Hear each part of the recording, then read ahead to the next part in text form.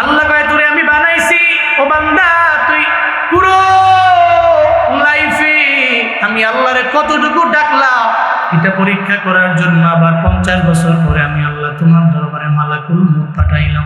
60 বছর পরে তোমার দরবারে মালাকুল মউত পাঠাইলাম। তোমার 65-70 বছর পরে তোমার দরবারে আমি আল্লাহ মালাকুল মউত পাঠাইলাম। দুনিয়াতে এমন কোনো বান্দা নাই যেই বান্দা মারা যায় নাই। আল্লাহ পাক বলেন জীবন বানাইলাম আমি রব, মরণ বানাইলাম আমি। কেন আমি আল্লাহ জীবন বানাইলাম আবার কেন মরণ বানাইলাম? লিয়াবলুয়াকুম মাইয়ুকুম আহসানু আমালা।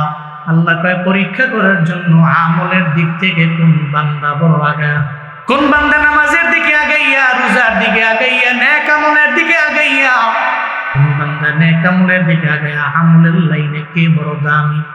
লিয়াবলুয়াকুম যাতে করে তিনি পরীক্ষা করতে পারেন আইয়ুকুম আহসান কে অনেক দামি উত্তম। কোন দিক থেকে? আল্লাহ কয় আমালা, আমলের দিক থেকে কে দামি, কে অতি দামি, কে অতি আগায়া।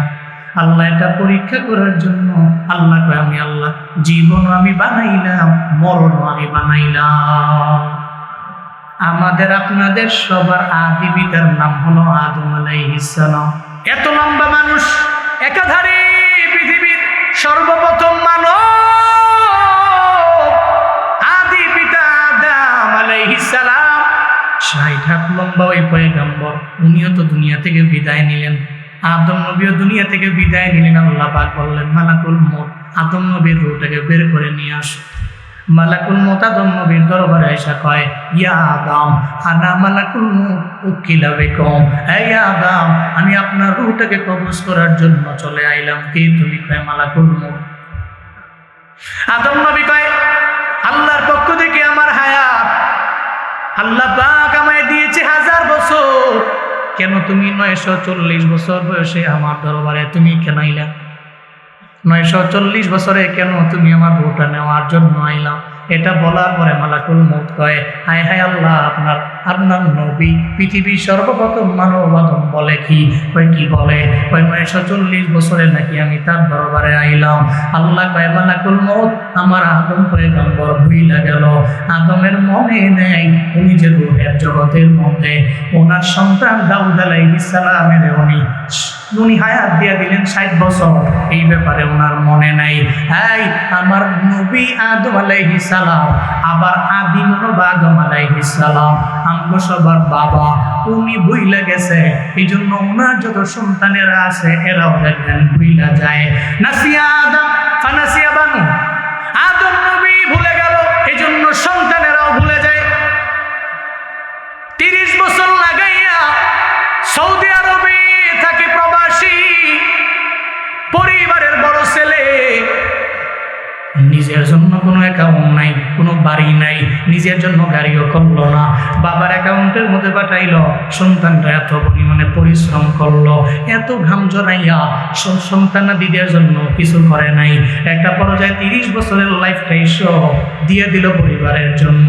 যখন পরিবারের মধ্যে আইলো, এখন তো আর মেজো ভাই তারে একানার দামও দেয় না, ছোট ভাইও কোনো দাম দেয় না।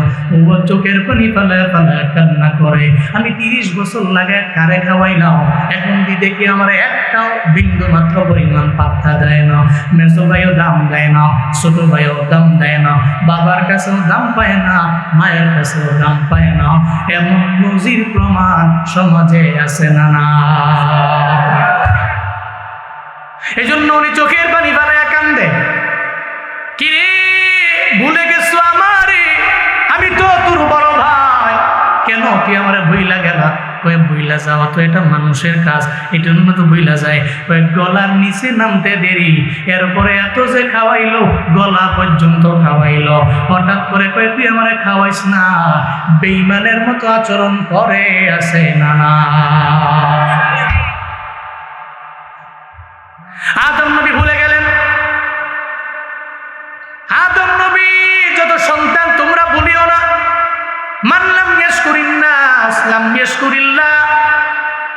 মদিনার নবী বলেন যারা মানুষের শুকর করে না, এরা তো আমার আল্লাহরও শুকর করে না। মানুষের শুকর আদায় করতে শিখবেন, তাহলে আমার আল্লাহরও শুকর আদায় করা যাবে। আদম নবী ভুলে গেলেন, বললেন ও মালাকুল মউত তুমি আল্লাহর কাছে যাও, আমার তো হায়াত বাকি আছে 60 বছর। আল্লাহ পাক বলে ও মালাকুল মউত আমার নবী কি বলে? কয় আরো 60 বছর বাঁচবার চাই। কয় যাও না নবীর দরবারে, ওই নবীর দরবারে চলে যাও। আদম নবীর দরবারে আইসা এবার কয় আপনার আরো 60 বছর দিয়া দিলাম। যখন 1060 বছর ওনার পূর্ণ হয়ে গেল, মালাকুল মউত এবার হাজির। এবার আদম নবী আর কিছু বলে না। আদম কয় যেহেতু থাকতে পারবো না, আমার বুকটারে বের করে নিয়ে যাও। কত বড় লম্বা ছিলেন? 60 হাত লম্বা, যার পায়ের একটা ছাপ এত পরিমাণে বড়, যেই মানুষের আগে পৃথিবীর মধ্যে কোনো মানুষ নেই। আমি শ্রীলঙ্কায় নিজের চোখে গিয়ে ওই পাহাড়ের উপরে ওনার পায়ের ছাপ দেখে আসছি। ঐতিহাসিক ইবনে বতুতা বলে এনে পায়ের ছাপ হযরত আদম নবীর পায়ের ছাপ। আদম নবী যত বড় লম্বা ছিলেন, ওনার পায়ের ছাপটা ওনার দেহের উপরে ভিত্তি করে এত বড়ই তো পা হতে পারে। অনেক বড় পায়ের ছাপ রে বাবা, দেখছি 16,000 কইরা 32,000 সিঁড়ি উঠছি আর নামছি। কত হাজার? 16টা 16,000 উঠছি, আবার 16,000 নামছি, 32,000 ওটা নামা সিঁড়ি। আবার এই সিঁড়ি আমাকে বিল্ডিংয়ের সিঁড়ি না, আমাকে বিল্ডিংও 3 তলা লাভ দিলে 2টা যাও, এটা সিঁড়ি না, এটা ডিস্টেন্স আছে। এই রুম বড় হাগান দিয়ে ওড়ো লাগে, ছোটোখাটো কদম দেওয়া যায় না, কষ্ট। আমার লগে উঠছিল আমার ওই ফ্রেন্ড আছে রায়হান, সবার পরিচিত, বিশ্বজয়ী কারিয়া পড়াশোনা। তো 2 জনে মিলে উঠছি। এত ঠিক না মানুষ, আমি মোটা মানুষ, আমি হাঁপায়া যাই। হ্যাঁ খালি আমারে বারবার করে উঠো, খালি হাঁপায়া যাও, মোটা মানুষ চিকুন তো উঠতেছে খালি। 5 ঘন্টা লাগাই উঠছি, 4 ঘন্টা লাগাই নামছি। নামার পরে তাকায় দেখি কই উঠছিলাম, উড়ি সুবহানাল্লাহ, বহুত মুরব্বী লোকরা উঠতেছে চেষ্টা করে। আদম নবীর পা কত বড় ছিলেন! জমিনের মধ্যে আল্লাহ পাক ওনাকে নামাইছেন, জমিনে থাকতে দেন নাই, চলে গেছেন। নাকি এখনো বেঁচে আছে? ইন্তেকাল করেছেন। এর মানে আমগো আদি পিতা যিনি, পৃথিবীর সর্বপ্রথম মানব যিনি, উনি যদি বিদায় নেন, তাহলে আমরা বিদায় নিব না? চলে যাও। কাইফা তাকফুরুনা বিল্লাহি ওয়া কুনতুম আমওয়াতান ফাআহইয়াকুম সুম্মা ইউমীতুকুম সুম্মা ইউহয়ীকুম সুম্মা ইলাইহি তুরজাউন। চিল্লায় জোরে করে পড়েন আল্লাহু আকবার। আল্লাহ পাক বলেন, বান্দারে কেমনে তুমি আমি আল্লাহকে অস্বীকার করো রে বান্দা? অথচ কুনতুম আমওয়াতা, তোমরা ছিলে মৃত মায়ের গর্ভের মধ্যে। মায়ের গর্ভের মধ্যে আমি আল্লাহ বড় মায়া করে তোমার ভিতরে আমি আল্লাহ রূপ দিলাম। এরপরে তোমার মায়ের গর্ভ থেকে আমি আল্লাহ ডেলিভারির মাধ্যমে দুনিয়ার জমিন তোমার আমি আল্লাহই তো দেখাইলাম। হাই বান্দা, তুমি জমিনের মধ্যে আসলা, আমি আল্লাহ তোমার জীবন দিয়া দিলাম। 1 নম্বরে তুমি ছিলে মৃত, এরপরে আমি আল্লাহ জীবন দিয়া দিলাম। এরপরে আবার হবে তোমার মরণ। তোমার 60, 70, 80 বছরের জিন্দেগির পরে আমি আল্লাহ তোমার দরবারে মালাকুল মউত পাঠাবো। আবার এই বারজাখের জীবনে থাকবে তুমি কত বছর, এই ব্যাপারে কারো জানা নাই। কবরের মধ্যে অনন্তকাল থাকার পরে এরপরে বান্দারে আমি আল্লাহ আবার তোমারে উঠাবো। ইসরাফিলরে যেদিন বলবো তুমি সিংহার মধ্যে ফুৎকার নিয়ে দাও, ইদা জুলজিলাতিল আরদু জিলজালাহা ওয়া আখরাজাতিল আরদু আতকালাহা ওয়া ক্বালাল ইনসানু মা লাহা। চিল্লা পড়েন আল্লাহু আকবার। আল্লাহ পাক বলেন, ইসরাফিলরে আমি বলবো সিংহায় ফুৎকার দাও, জালজালা হয়ে যাবে, জমিন কম্পন হয়ে যাবে, কম্পনে প্রকম্পিত হয়ে যাবে জমিন। বান্দারে যখন প্রকম্পিত হয়ে যাবে, কবর থেকে মানুষগুলো চক্ষু কষালতে কষালতে সব খবর থেকে যাবে। এই জমিনের মধ্যে যত যা আছে জমিন বের করে ফেলবে। এই জমিনের মধ্যে যত সম্পত্তি আছে সব বের করে ফেলবে। ওদিন এই মানুষগুলো পাগলের মতো হয়ে যাবে, হায় হায় কি দেখলাম, জমিন বুঝি এমন হয়ে গেল, জমিনের ভেতর থেকে সব বুঝি বের করে দেয়।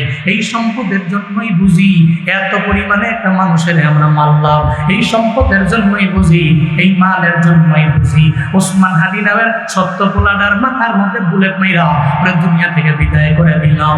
এই মালের জন্যই বুঝি আবু সাঈদের দেহের মধ্যে গুলি মেরেছি, এই মালের জন্য বুঝি মুখ ধরে পানি পানি পানি করে চিল্লায়, ওই মুখ ধরে এই পানির এই টাকার জন্যই, অ্যামাউন্টের জন্য, এই ক্ষমতার জন্য বুঝি মেরেছি। দিন আফসোস করে করে বারবার বলবে, আজকে তো জমিন যত সম্পদ আছে জমিন থেকে বের করে দিল, যত মাল আছে সব এই জমিন থেকে বের করে দিল। এর মানে বাবা যেদিন কিয়ামতের ময়দান কায়েম হয়ে যাবে ওদিন মানুষ আফসোস করে করে বলবে, তাহলে জমিনের মধ্যে তো কাউরে হত্যা না করলেও পারতাম, কাউরে তো আঘাত না করতেও পারতাম, আর কাউকে তো এতিম না বানাইও পারতাম, কারো মা বাবা সন্তানদের না মারলেও তো পারতাম। এই চিন্তা করে ওদিন আফসোস করবে, কিন্তু ওদিন আফসোস করলে কোনো লাভ আছে নাকি? এই জন্য আল্লাহ কয়, আমি আল্লাহ তো তোর মরণ দিয়েছি, বান্দারে তুই মরণের আগে পুঁজি বানাও, কিছু আমল নাও, কিছু আমল নিয়ে পুঁজি বানায়া বান্দা এরপরে তুই কবরে যাও। কারণ বাচ্চাকে জীবনের পরে ওদিন আফসোস করলেও আর চোখের পানি ফেলায় কানলেও লাভ নাই। এই জন্য আল্লাহ পাক আগেই জানিয়ে দিলেন, বান্দারে আমি জীবন বানাইলাম, মরণ বানাইলাম, কেন বানাইলাম? তোর আমল পরীক্ষা করার জন্য বানাইলাম। আমলটা কেমন হবে? আল্লাহ কয়, আমি আল্লাহ তোর দরবার থেকে বাড়ি চাই না, আমি আল্লাহ তোর দরবারে গাড়ি চাই না, আমি আল্লাহ তোর দরবার থেকে ট্যাক্স নেই না। আল্লাহ যে আসমান দিলেন, জমিন দিলেন, যত যাই দিলেন, আল্লাহকে কোনো সময় ট্যাক্স দেওয়া লাগে নাকি? লাগে নাকি? এই চান্দা টান্দা যাই দেওয়া লাগে এটা আপনাদের মধ্যকার মানুষেরাই নেয়, ট্যাক্স যা দেওয়া লাগে আপনার গভর্নমেন্ট নেয়। আল্লাহ তো বলেন নাই আমারে চান্দা দাও, আমারে ট্যাক্স দাও, জমিন তুমি চাষাবাদ করে খাও, আমারে বছরে বছরে দিও। দুনিয়াতে এমন কোনো ধনী নাই যেই ধনী আল্লাহ পাক যদি ট্যাক্স বসায় পানি পান করতে পারবে নিজের টাকা দিয়া, এমন ধনী পৃথিবীর মধ্যে কেউ না। সব তো গরিব। আল্লাহ কয় তোরা তো ফুকারো।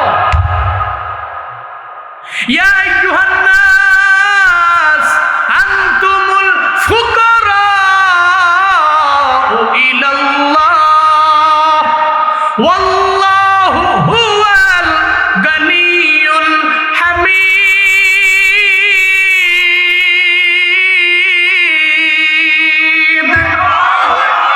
আল্লাহ কয় আনতুমুল ফুকারা, তোমরা তো গরিব, ফকির নেই।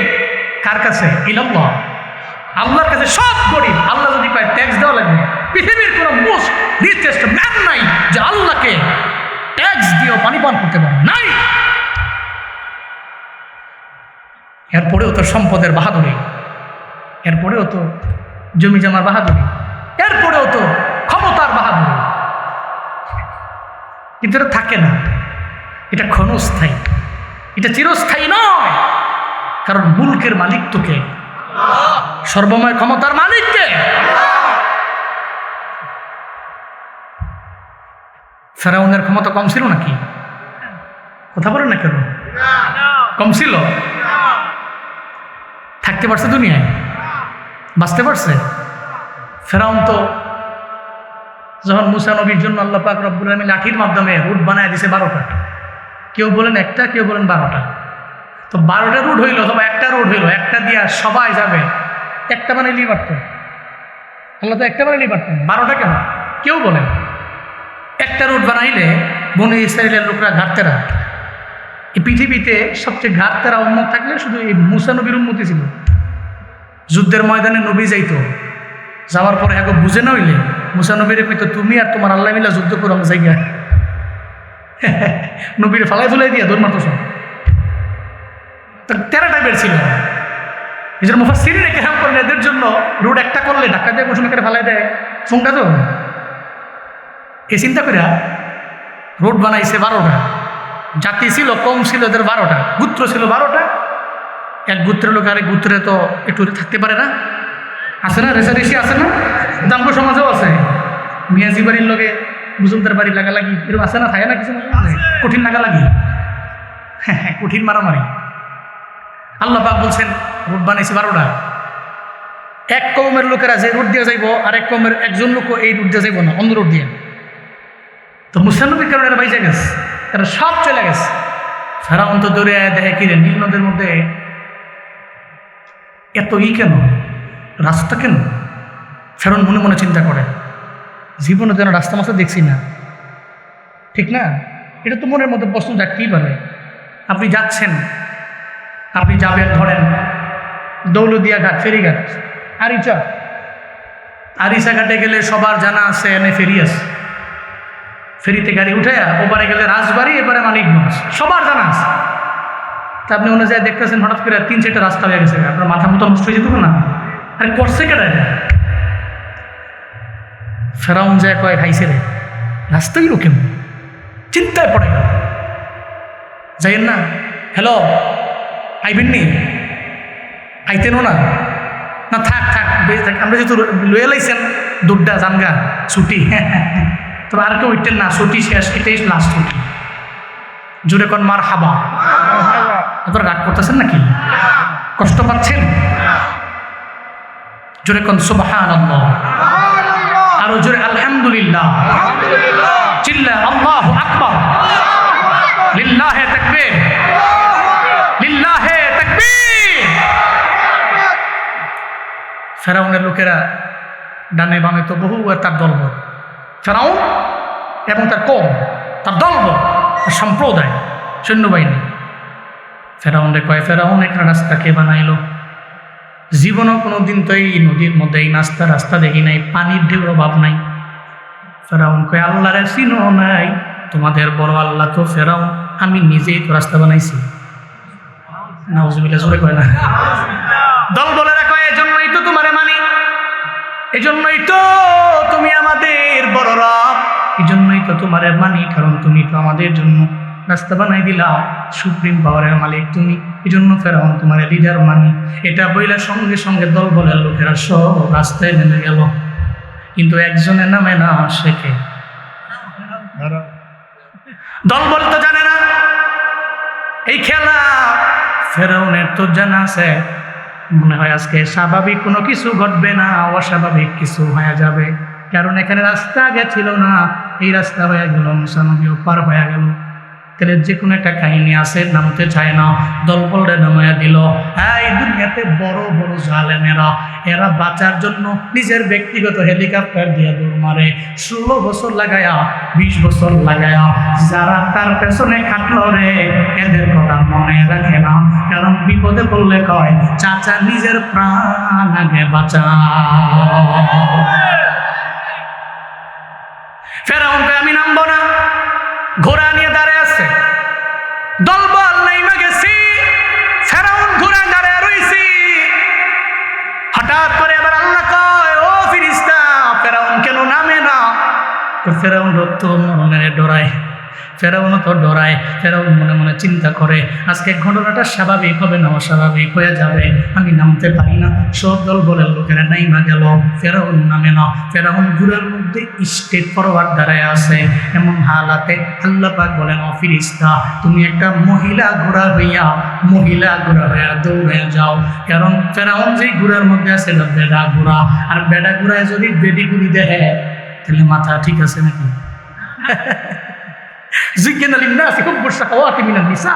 আল্লাহ পাক বলছেন তোমাদের জন্য সুশোভিত করা হয়েছে 1 নাম্বার মহিলা। মহিলা দেখলেই তো আকর্ষণ, বাস্তবতা এটাই, এটা রিয়েলিটি। আর আল্লাহর ওলি মহিলা দেখলে আকর্ষণ লাগবে, কে বলেছেন? তোমাদের জন্য সুশোভিত করা হয়েছে। আল্লাহ পাক আগে বলেন নাই অল কনাতিল মুকান্তরা ওয়াজ যাহাব ওয়াল ফিদ্দা, আল্লাহ বলেন নাই স্বর্ণ দেখলে তোমার এত লোভ লাগবে না, রৌপ্য এত লোভ লাগবে না, কিন্তু তোমার নারী দেখছো অটোমেটিক তুমি লোভী হয়ে যাবে, নারীর প্রতি আসক্ত হয়ে যাবে। এটা স্বাভাবিক ব্যাপার, যে আসক্ত হয় না এ দশবন্ধ রোগী। এর মানে আল্লাহ পাক বললেন একটা বেড়ি ঘুরি হইয়া ফেরেশতা তুমি যাও, বেড়ি ঘুরি যায় যখন ফেরাউনের ঘোড়ার সামনে গিয়া ডান বাম করে, এরা দেখে তো মোটামুটি মাথা নষ্ট করছেন না আপনারা। ঘোড়ার ফেরাউন তো ঘোড়ার উপরে বসে রয়েছে, ফেরাউন নামতে চায় না, লাগাম ধরে রাখতে পারতেছে না। বেড়িতে দেখছে মাথা মতো নষ্ট হয়ে গেছে, পিয়ের ফেরাউন হুয়ারি লাভ দিয়ে নেমে গেছে কেন রোজ রাস্তার মধ্যে। আল্লাহু আকবার করবেন না? এদিকে ফেরেশতাও দৌড়ায়, মানে বেডি করিও দৌড়ায়, এদিকে ফেরাউন তো ঘোড়ার মধ্যে বসা, এবার দৌড়ায়। ফেরাউন কয়ে দাঁড়া রে, যাইস না, যাইস না, দাঁড়া রে, যাইস না। কারণ মরণ থেকে তো ফেরাউন বাঁচবার চায়। ফেরাউন মনে মনে চিন্তা করে, এই রাস্তা তো আমিও বানাই নাই, হয়তো কোনো একটা কারণে মুসা নবীরে হয়তো আল্লাহই বানায়া দিছে। কারণ ফেরাউনের মনেও তো চিন্তা আছে, মুসা নবীর কথা মানে কার, আবার আল্লাহ সাহায্য করে মুসা নবীরে, এটাও দিলের মধ্যে আছে। এদিকে বেড়ি ঘুরি দৌড়ায়, ওদিকে ফেরাউনের ঘোড়া দৌড়ায়। প্রতিমধ্যে যাওয়ার পরে আল্লাহ পাক ফেরেশতারে বলে, দৌড়ানো আর লাগবে না, তুমি আর ঘোড়াও হওয়া লাগবে না, এখন আমার দরবারে চলে আসো। সঙ্গে সঙ্গে হঠাৎ করে দেখে সামনে আর বেড়ি ঘুরি নাই। আল্লাহ পাক বলে, ও নদীর পানি, আমার মুসার জন্য রাস্তা হয়েছিল লাঠির মাধ্যমে মাটি দিয়া, আর লাগবে না, আর লাগবে না। ফেরাউন তো নাফরমান, ফেরাউন তো বেদিন, ফেরাউন তো বেঈমান, ফেরাউন তো আমি আল্লাহরে মানে না। যেহেতু ফেরাউন আমি আল্লাহরে মানে না, সেহেতু আর ফেরাউন এখানে টিকে থাকতে পারে না। রাস্তা আমি ফেরাউনের জন্য বানাই নাই, এই রাস্তা বানাইছি আমি মুসা নবীর জন্য। সঙ্গে সঙ্গে আল্লাহ বললেন, এই রাস্তা তুই আগের পানির মতো হয়ে যা। এই রাস্তা পানি কোথা মানে কার? আল্লাহ পাক বলতে দেরি, সঙ্গে সঙ্গে পানির মধ্যে রাস্তা মিশে গেল। ফেরাউন নদের মধ্যে সুবায় আর ডুবায় কয়, আল্লাহ মাফ করে দাও। আল্লাহ কয়, এমন একটা সময় এসে পড়ছে রে, এখন আর ক্ষমা নাই, এখন আর মাফ নাই। যে বিনয় নিয়ে আগায় তারে আমার আল্লাহ মাফ করে, যে গাদ্দারি করে আমার আল্লাহ তারে ছাড় দেয় না। যে বিনয় নিয়ে চলে আল্লাহ তারে মাফ করে, যে গাদ্দারি করে আল্লাহ তারে ছাড় দেয় না। আপনি বিনয়ী, আপনি মুতাওয়াদে, তাওয়াদু নিয়ে চলতেছেন, তাহলে আপনি আল্লাহর কাছে দামি। কিন্তু আপনার ভিতরে গাদ্দারি ভাব আছে, একটু ভাবসাব নিয়ে চলেন, তাকাব্বুরি নিয়ে চলেন, আপনার জন্য মাফ নেই, ক্ষমাও নাই। চুরি চুরি আছে না কথা, চুরি তো করছো, আবার সিনার টান টান করে তুমি চুরি করছি নাকি, এই যে আপনি কইলো, এবার তো তার বিচারটা আরো বেশি কঠিন হইব, এত বুঝছে না।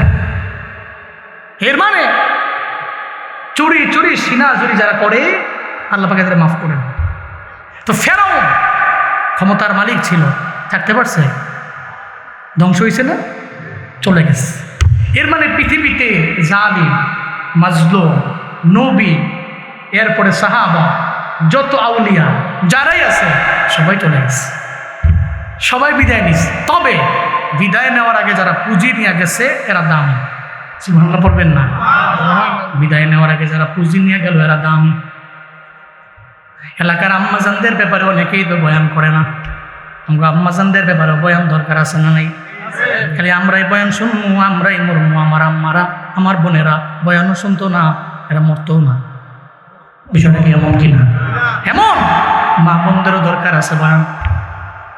এই আম্মাজানেরা, আপনার এলাকার বারাইরের বাইতুল মুকাদ্দাস জামে মসজিদের মাহফিল, এলাকার মা বোনেরা অনেকে আছে বয়ান শুনতেছে। জুনায়েদ আল হাবিব কেমন বক্তা এদের জানা নাই, এদের ধারণাও নাই, জীবনে কোনো দিন নামও শুনে নাই, দেখেও নাই। তবে কেউ কেউ জানে কুমিল্লার একটা পোলা আছে নাম জুনায়েদ, বয়ান করে সারা দেশে, এতটুকু আমার মা বোনদের জানা আছে, অনেকের আছে।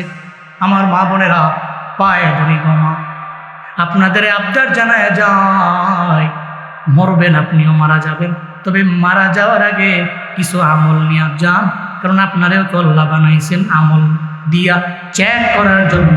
আল্লাহ পাক আপনার মরণ দিবে, আপনি জমিনের মধ্যে আমলের লাইনে কতটুকু আগে গেলেন আল্লাহ পাক দেখবেন। আপনি কেমন নারী হবেন? আপনি হবেন আম্মাজান খাদিজার মতো নারী। কেমন নারী হবেন? আপনি হবেন ফাতেমা রাদিয়াল্লাহু তাআলা আনহার মতো নারী। কেমন নারী? যেই নারী পর্দার ব্যাপারে বড় সেন্সিটিভ। নামাজের ব্যাপারে আগাইয়া, স্বামীর খেদমতে আগাইয়া মনে রাখবেন গো আম্মা, আপনাদের জন্য আমল সুজা, মা বোনদের জন্য আমল সুজা। কারণ মা বোনরা 4টা আমল যদি করতে পারে, মদিনার নবী কয় ইজা সাল্লাতিল মারওয়াতু খামসাহা, 5 ওয়াক্ত নামাজ, ওয়াইদা সামাত শাহরাহা, রমজানের 30টা রোজা, ও আহসানাত ফারজাহা, নিজের সতীত্বের হেফাজত, ও আতাআত যাওজাহা, ও আতাআত মালাহা, স্বামীর ইতাআতানুগত্য বাধ্য। যদি 4টা গুণ নিয়ে কোনো নারী আগে যাইতে পারে, ওই নারীর জন্য মদিনার নবী কয় হাসরের ময়দানে আল্লাহ পাক নারীর দিকে ইশারা করে আল্লাহ বলবে, আই নারী, তুমি তো 4 গুণে গুণান্বিত নারী, উদখুলিল জান্নাহ। আল্লাহ পাক বলবে, ও নারী, জান্নাতে ঢুকো। নারী বলবে, আল্লাহ, জান্নাতের দরওয়াজা আছে 8টা, কোন দরওয়াজা দিয়া জান্নাতের মধ্যে ঢুকবো? বলেন না মদিনার নবী। তাও কয়, যখন নারী বলবে জান্নাতের 8টা দরওয়াজা, কোন দরওয়াজা দিয়া যাব? মদিনার নবী জানায়া দেয়, আল্লাহ বলবে মিন আইয়াবওয়াবিল জান্নাতি শিইতি। ও নারী রে, 4 গুণে গুণান্বিত হয়ে গেল, তোর জন্য আমি আল্লাহ জান্নাত বানাইলাম। 8টা দরওয়াজা, যেই দরওয়াজা দিয়ে মন চায় ওই দরওয়াজা দিয়েই জান্নাতে ঢুকে যা। আপনি নারী হবেন ফাতেমা রাদিয়াল্লাহু আনহার মতো নারী।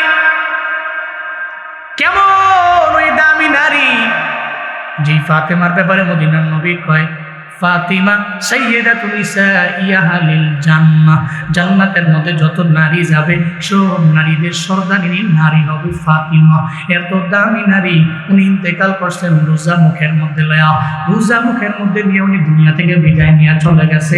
মানে রোজা রাখছে, রোজা রাখা অবস্থায় ইন্তেকাল করলেন। ইন্তেকালের আগে রাতের বেলা ফাতেমা রাদিয়াল্লাহু তাআলা আনহা, ইন্তেকালের আগের রাতে উনি ঘুমায় রইলেন। আব্বাজান, মানে আমার মদিনার নবী, ফাতেমা কয় আমার আব্বাজান আমার স্বপ্ন যুগে আসলো, ঘরের মধ্যে ডানে বামে সামনে পেছনে আমার বাবা কি যেন স্বপ্ন যুগের মধ্যে খুঁজতে লাগলো। আমি আমার বাবারে দেখা স্বপ্ন যুগে আমি বললাম, ও আমার আব্বা, আপনি তো বিদায় নিয়ে চলে গেছেন, এই রাতের বেলা আপনি কারে খোঁজার জন্য আইলেন? আমার বাবাই কয় ফাতেমারে আমি তোমারই একটা সংবাদ দেওয়ার জন্য তোমার স্বপ্নে আইলাম। কি বলবেন আব্বা জান?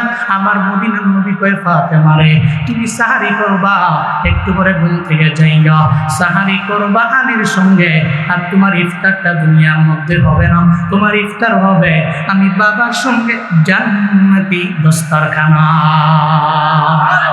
আতিনা ফি দারে দুনিয়া না হাসানাতিনা ফি দারে উকবা না হাসান, ইয়া গিয়াসুল মুস্তাগীসি নাহদিনা নফদিকার বিল উলুমে ওয়াল গিনা। হর গরি দেনে কো তু তৈয়ার है, जो न मंगे उस तू बेजारो है। হযরত ফাতেমা ঘুম থেকে লাফ দিয়ে তাকে গেলেন, ফজর হয়ে গেল। ফজরের আগে দুইজনে বৈশা বৈশা সাহারি করে হযরত আলী এবং ফাতেমা। একটা বারের জন্য স্বামীরে বলে না, স্বামীরে স্বপ্ন যোগে আমার আব্বা আইছিল। কারণ যদি এই কথা জানায় হযরত আলী চোখের পানি ফলে কাঁদতে কাঁদতে সেহারিটাও খেতে পারবেন। এই চিন্তা করে স্বামীরে বলেন নাই। ফাতেমা রাদিয়াল্লাহু তাআলা আনহা উনি নামাজের মুসল্লায় দাঁড়ায় গেলেন। হযরত আলী চলে গেলেন নামাজের মধ্যে, মসজিদের মধ্যে। যে ঘরের স্বামীও নামাজে যায়, বিবিও মুসল্লা বিছায় ঘরের মধ্যে নামাজ পড়ে। আল্লাহর কসম শতবার ওই ঘরের মধ্যে ইনকাম যদিও হয় কম, আল্লাহ পাক বরকত দিয়া ভরপুর বানাবে। ঘরের মধ্যে রহমত বরকত নাই, কই দৌড়াইতেছো? কই কবিরাজের দরবারে। কি লাগবে? কয় তাবিজ লাগবে। কয় 1000 টাকা লাগবে। কয় 5001 টাকা। আছে না নাই? তাবিজের জন্য দৌড়ায়। আইসা কয় ছেলের গলায় একটা দাও, কোমরে দুইটা দাও, এই মহিলার গলায় একটা দাও, আবার কোমরে আর একটা দাও, ঘরের মধ্যে পানি পুরা দাও, পানি ছিটায় দাও। এরপরে 2-3 বার গেল, হাজার হাজার টাকা খরচও করলো, দেখে ঘরের মধ্যে কোনো বরকত নাই, কোনো রহমত নাই। আল্লাহর কসম, ততদিন পর্যন্ত আমার ঘর, আমার বাড়ি রহমত প্রাপ্ত হবে না যতদিন পর্যন্ত ওই ঘরের কর্তারা নামাজের মধ্যে না যাবে আর ঘরের কর্ত্রীরা নামাজের মুসল্লায় না দাঁড়াবে। হযরতে ফাতেমা দাঁড়ায় গেলেন নামাজে, হযরতে আলী চলে গেলেন মসজিদের মধ্যে নামাজ পড়তে গেলেন। ফাতেমা রাদিয়াল্লাহু আনহা উনি মুসল্লার মধ্যে নামাজ পড়লেন, যায় নামাজটারে সুন্দর করে গুছাইয়া হযরতে ফাতেমা চলে গেলেন। প্রথমত হাসান হুসাইন, 2জন ভাই আছে, 2টা সন্তান। হাসান হুসাইনের কাপড় চোপড় ধোয়ার জন্য বালতির মধ্যে কাপড় চোপড় ভিজাইলেন অনেকগুলো। এরপরে উনি গেলেন রান্নাঘরের মধ্যে, পাতিলের মধ্যে পানি দিলেন। এতগুলা পানি দিলেন, মৃত্যুপূর্বে হযরতে ফাতেমা এত পানি গরম করেন নাই। এরপরে 3 নম্বরে উনি বড় একটা বলের মধ্যে, গামলার মধ্যে উনি ময়দা রাখলেন, খামির করতে লাগলেন। হযরতে আলী মসজিদ থেকে আয়েশা থেকে ফাতেমা মুসল্লার মধ্যে নাই। হযরতে আলী বড় অবাক, কেন আমার ওয়াইফ, কেন আমার স্ত্রী আজকে মুসল্লার মধ্যে কেন নাই? কই গেল আমার বিবি? দৌড়ে চলে গেলেন ফাতেমার দরবারে, মাতবাগের ভিতরে রান্না করে কিচেন রুমে যায় কয়, ফাতেমা রে,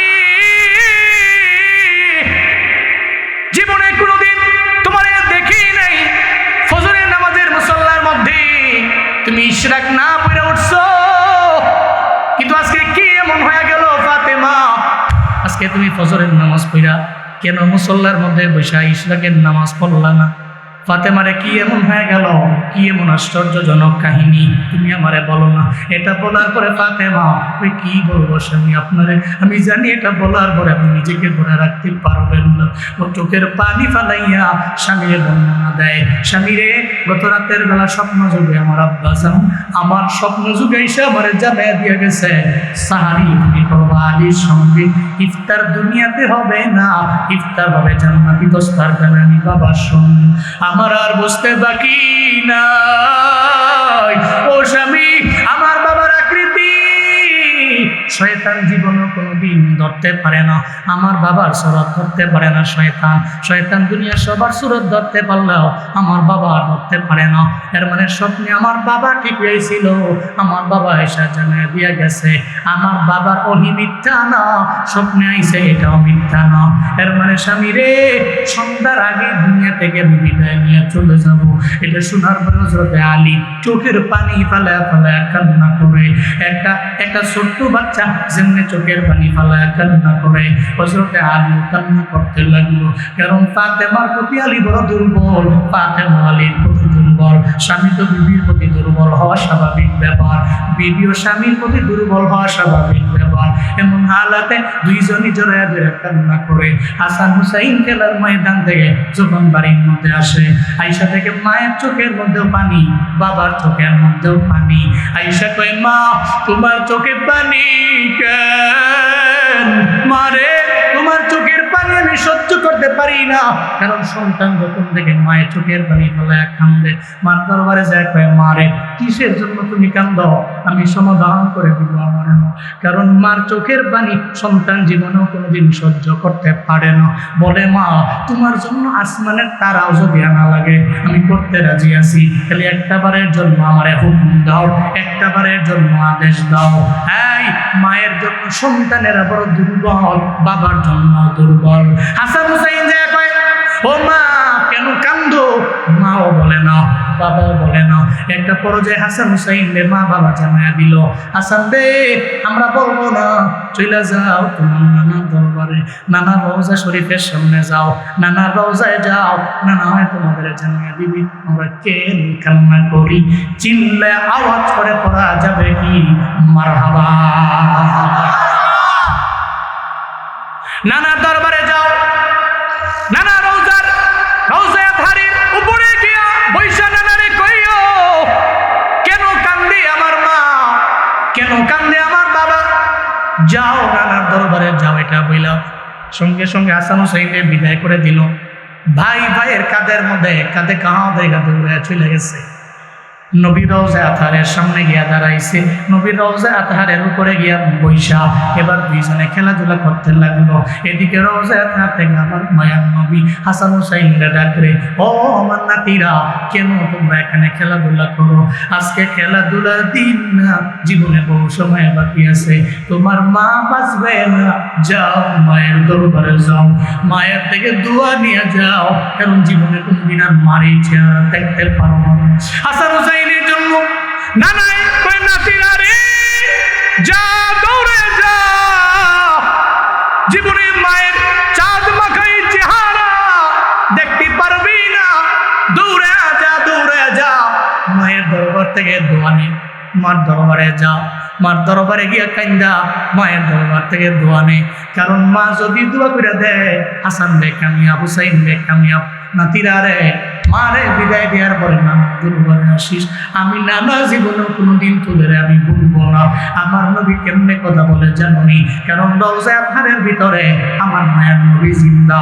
একটা খাঁটি সত্যিকারের আসে যদি আমার নবীর রওজার সামনে যায়, ওখানে গিয়ে যদি সালাম দেয়, আর দিলের মধ্যে যদি আমার নবীর প্রতি প্রেম থাকে, যদি দিলের মধ্যে আমার নবীর প্রতি ইষ্ট থাকে, যদি বলতে পারে আসসালাতু ওয়াসসালামু আলাইকা ইয়া রাসূলুল্লাহ, একবার যদি বলতে পারে নবী গো আমি আপনার ওই গুনাহগার আশিক, তবে আমার দিলে প্রেম আছে, ইশক আছে, এজন্য ইশক আর প্রেম নিয়ে আপনার রওজা আতহারের সামনে এসে দাঁড়াইলাম। মদিনার নবী, জিন্দা নবী, হায়াতুল নবী আমার, তুমি যে সালাম দিতে দেরি হয়ে যাবে, আমার নবী কবর থেকে রওজা থেকে সালামের জবাব দিয়ে দিবে, এটা অন্য কেউ শুনতে পায় না, এটা আশিকে রাসূলেরই শুনতে পায়। আল্লাহু আকবার, জোরে বলুন আল্লাহু আকবার। যদি ইশক থাকে, প্রেম থাকে, রওজা আতহারের সামনে গিয়ে সালাম দিলেন, আপনার সালামের জবাব রওজা আতহার থেকে নবী জবাব দিবে, আপনি শুনতে পাবেন। উনি ওখানে হায়াতুন নবী, চিন্তা আছে, আপনি তো ইশক নিয়ে গেছেন। প্রেম যদি থাকে প্রেমের মতো, যেই প্রেমে আপনাদের মদিনা টেনে নিছে, যে প্রেমে, যে ইশকে, ওই ইশক নিয়ে যদি নবীর সামনে দাঁড়ায়, জীবিত আমার নবীর সামনে গিয়ে দাঁড়ায় আপনি সালাম দেন, আপনি কানে শুনবেন নবী আপনার সালামের জবাব দিয়েছে। আল্লাহ আল্লাহ এমন ইশক নিয়ে মদিনায় যাওয়ার তৌফিক দান করেন, চিল্লায় পড়েন আমিন। মদিনার মধ্যে বহু মানুষ আছে, বহু মানুষ যায়, নবী রওজার ডানে বামে ঘুরে, চোখের মধ্যে এক ফোঁটাও পানি নেই। আমি বহুত লোকের তাকে দেখছি নবী রওজার সামনে গিয়ে দাঁড়ায় চোখের পানি ফেলা, কানতে কানতে চোখের কোটাগুলো লাল বানা, এমন অবস্থা করছে রে। আমি বললাম কি হাজি, এত কান্দেন কেন? কয় নবীর প্রেমের কারণে আইছি, ইশক না থাকলে আল্লাহ আমার এনে আনতো না, আমি এনে আসার পাবলিক ছিলাম না, আল্লাহ পাক আমারে আনছে, নবীর প্রেমেই তো আমারে আনছে। তাহলে যেই নবীর লিগে আইছি, ওই নবীর রওজার সামনে আমি কেন দুই ফোঁটা চোখের পানি ফেলায়া আমার নবীর জন্য আমি কাঁদতে পারবো না, নবীর জন্য আমি কাঁদতে পারবো না। নবী নবে আর কত কাল আমি কন্যা নবী নবী করে, আর কত কাল আমি। আল্লাহ জীবনে একবার হলেও নবীর রওজায় তুমি আমাদের নিও, আর যদি না নেও আল্লাহ আমার স্বপ্ন যোগে বাড়াইরে নবীরে স্বপ্নে আইনা দিও। আমিন মন থেকে কইছেন না? রাগ করছেন নাকি আপনারা? মিয়া নবী যদি আপনার স্বপ্নে আসে, আপনি বুঝছেন খামখেয়ালিটা? যারা ঈমান নিয়ে নবীরে দেখছে এদের জন্য জান্নাত ওয়াজিব, জাহান্নাম হারাম। যারা ঈমান নিয়ে নবীরে দেখছে, ঈমান নিয়ে নবীরে দেখছে এদের জন্য জান্নাত ওয়াজিব, জাহান্নাম হারাম। আল্লাহ জীবনে একবার হলেও যাওয়ার তৌফিক দিও,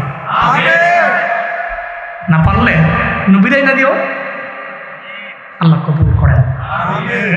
হাসান হুসাইন যা রওজা আতহারের মনে আসেনি, রওজা আতহারের উপরে গিয়া বসা বসা নানার লয়ে কথা কয়, নানায় কয় আমার লয়ে কথা কই, মাইস গা কালকে কইও, মায় তো চলে যাইব, যে আমার কাছ থেকে দোয়া নেওয়া পরে কালকে এসো।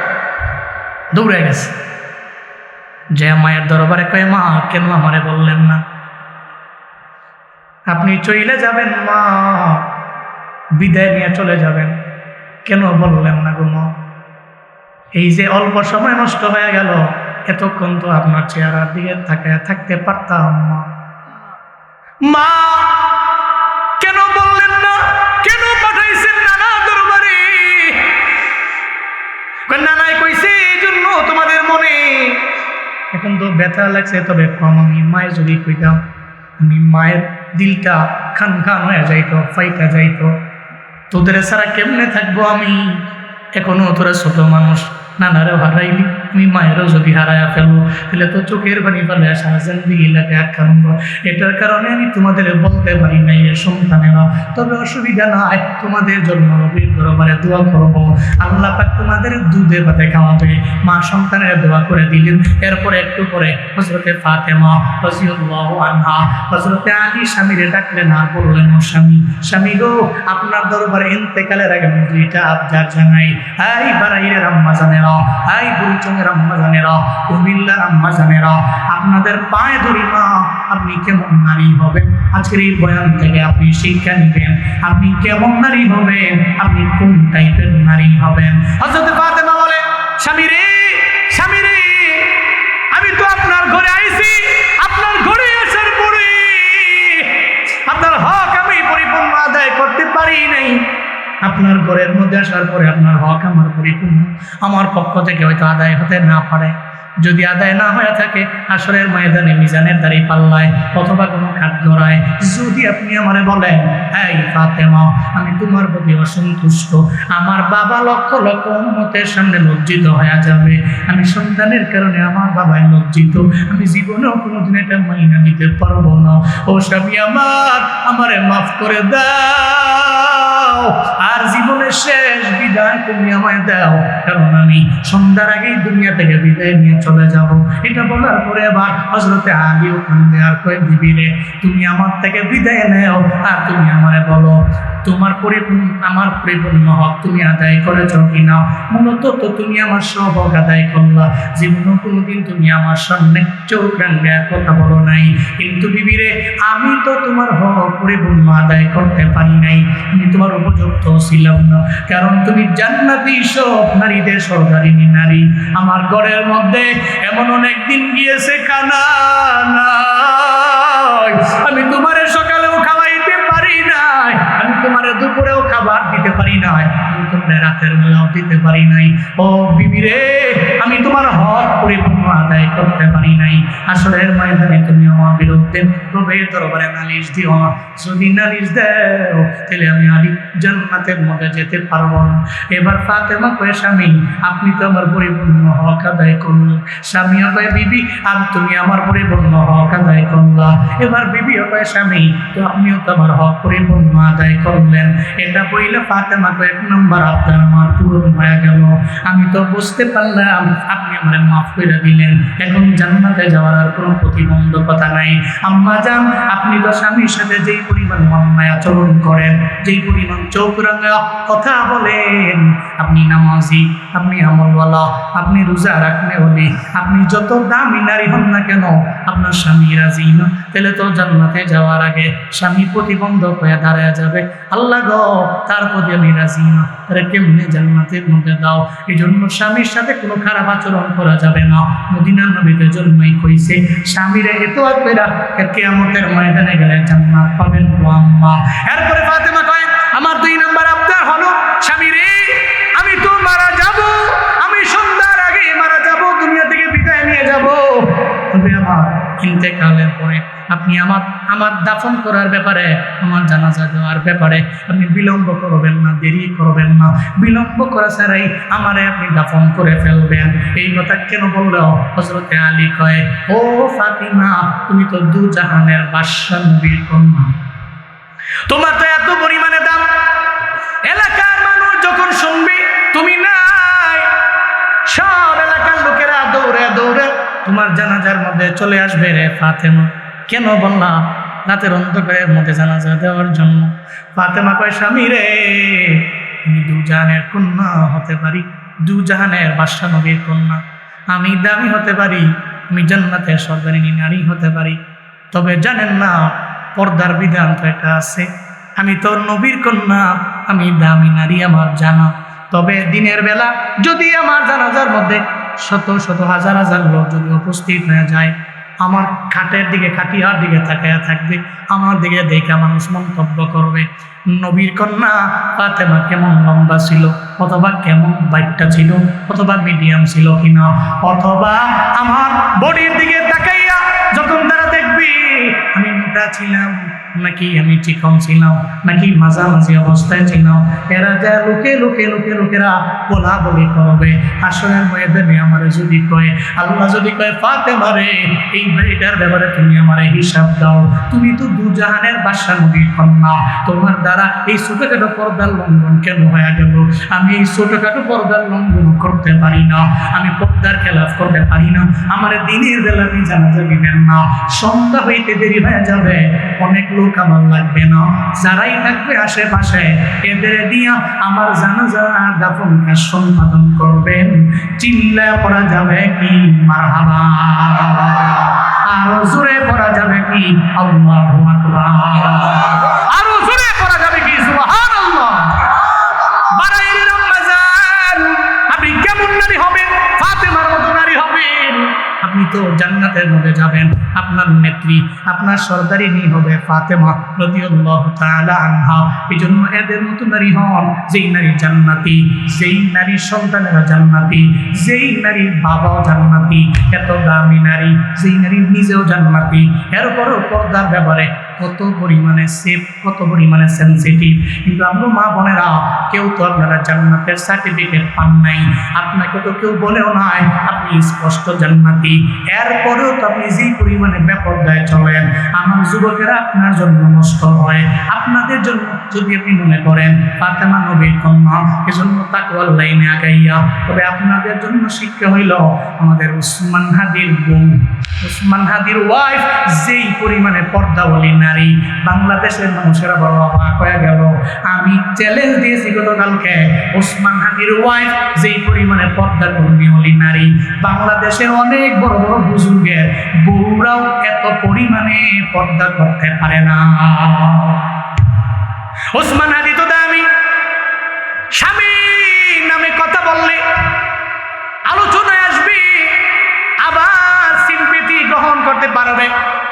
উসমান হাদির বউ তো চাইলে পারত, হাদির জন্য সংবাদ সম্মেলন করতে চাইলে পারত, কেউ বাধা দিত না, আসতে পারত, আবার মানুষ নেগেটিভ মন্তব্য করতো না, পজিটিভই করত, পর্দা সহকারে আসতে পারত, হিজাব লাগায় নিকাব লাগায়, এরপরও কেন আসে না?